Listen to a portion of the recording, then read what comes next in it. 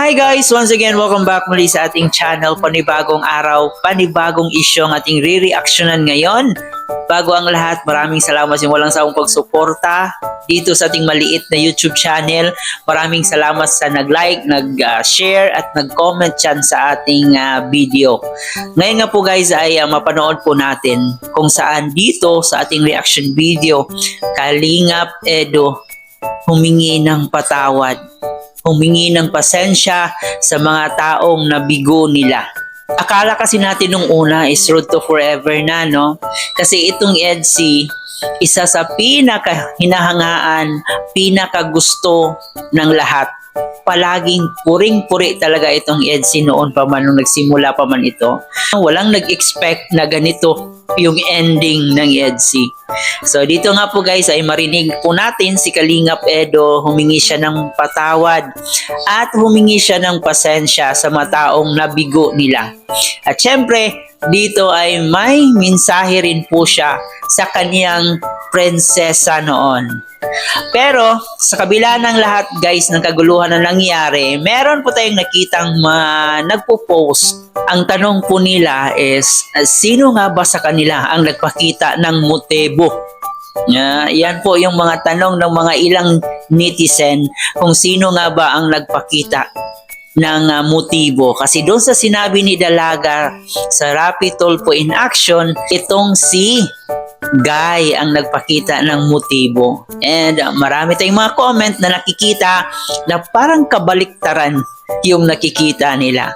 So kung ano man yan ay pag-uusapan pa yan natin mamaya. Pero bago ang lahat, please don't forget to subscribe, paki-like and share ang ating video, paki-turn notification bell para laging updated every time na mag-a-upload po tayo.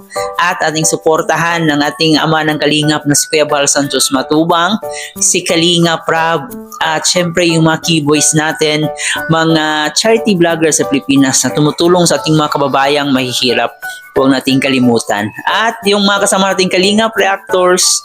So sa ngayon guys, binubuwag pa po yung Kalingap Reactors. Pero kung meron kayong nakikitang nagdidepensa sa Kalingap, gumagawa ng reaction, ay suportahan pa rin natin sila.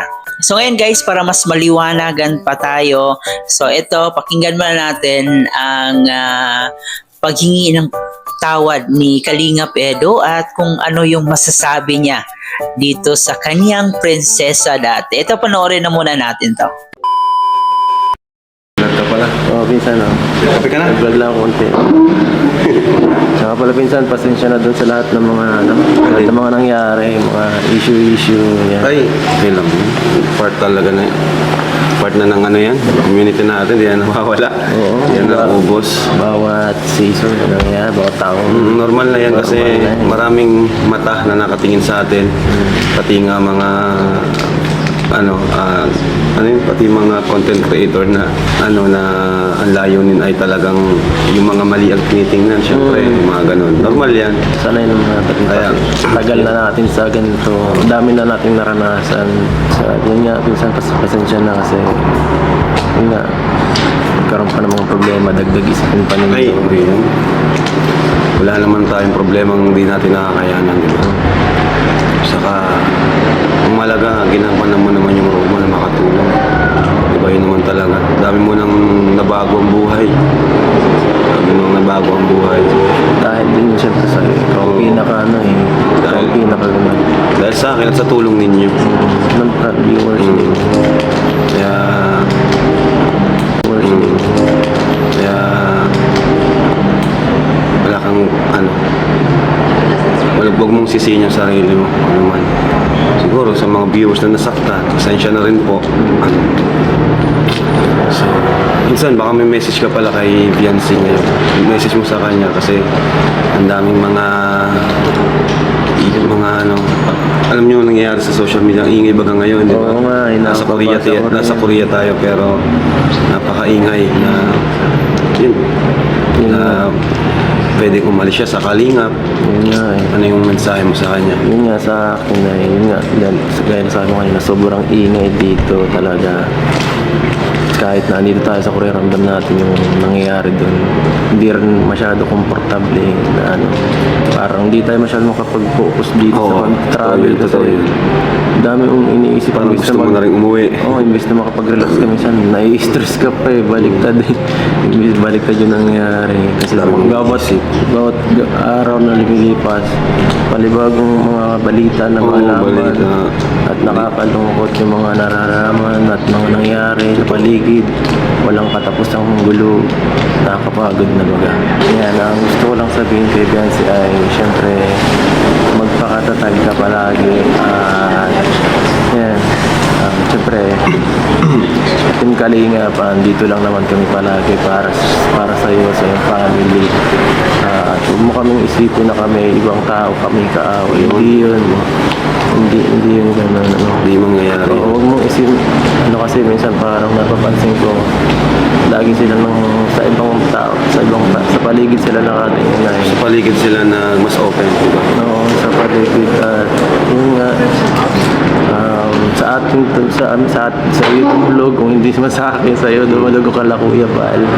Sa totoo lang, may mga part na may mga times na nasasaktan talaga ako. Siyempre, normal naman na yung magselos ka, di ba? Na ako magselos ako sa ibang tao na parang yung tipong yung nagawa ko ay Na-deserve, parang no, na parang nabaliwala. Tapos parang mas importante yung ibang tao na parang wala lahat yun talaga. Napansin ko. Akala kasi nila napakadali nung ginawa ko na pabahayan sila na hindi po sa panunumbat Oo. ibig ko pong sabihin na Alam mo, akala nila napakadali nun instant pabahay na instant lahat napakabilis. Instant lahat na Tapos bila akong may mababasa na gano'n na parang mas pipiliin yung isa kaysa sa akin baga na masakit talaga yun. Di lang ako nagsalita, di ako nag-react. Inintindi ko. Pero sa loob-loob ko, sobrang sakit yun. mahirap talaga yun. Naiintindihan ko naman kasi yun nga, hindi biro rin talaga yung ginawa mo para sa ibang, hindi lang sa kanya, sa ibang tao din sa lahat ng mga natutulungan mo. Kasi yun nga, pag yung doon sila sa Korea that time. So sabi nga ni Kalingap Edo dyan na parang naguguluhan siya. Instead sana nga mawala yung stress nila dahil nandun sila sa ibang bansa, nag-i-enjoy. Mas lalo silang na-stress. No? Parang aligaga sila doon kung ano na yung nangyari dito sa diet. Kaya instead sana mag-happy sila doon, parang kabaliktaran ang nangyari. So mas nagiging stress pa sila. At dito humingi rin po siya ng pasensya, no? Dahil nabigo po tayo, no? Nabigo po tayo sa ating iniisip na ito na nga road to forever na. Pero ayan, alam naman po natin na scripted lang po 'yon. So, kung naging sila man or hindi ay wala nating pakialam doon. And yun, humingi siya ng patawad sa mga viewers nila. And humingi rin siya ng patawad dito kay Kalinga Prab dahil siguro sa tingin niya parang siya yung nag-cause ng gulo, mga fake news, mga issue. But sabi naman ni Kalinga Prab is okay lang yan kasi dito sa social media, especially pag ganitong klaseng trabaho, pag vlogger kasi talagang prone na po yan sa mga ganitong klaseng issue. And dapat ipakita ang tibay ng loob pag pumapasok ka dito sa social media, especially pag vlogger ka. Kasi marami talagang mga fake news, mga issue ang ibabato sa iyo. At tama nga yung sinabi ni Kalinga Prab na yung ibang mga vlogger, yung issue, yung pagkakamali, yung pinupokus nila. So mas intriga kasi pag yung mali yung nakikita nila. Nakikita po natin kung gaano ka-stress si Kalingap Edo. Nakikita talaga natin sa kanya na parang hindi talaga siya nag-i-enjoy sa kanilang pagpunta sa Korea. Nakakalungkot lang kasi ganito magtatapos yung kanilang love team. Umabot sa tulpuhan, umabot sa NBI. At ngayon, balita-balita, parang KMGS pa ata.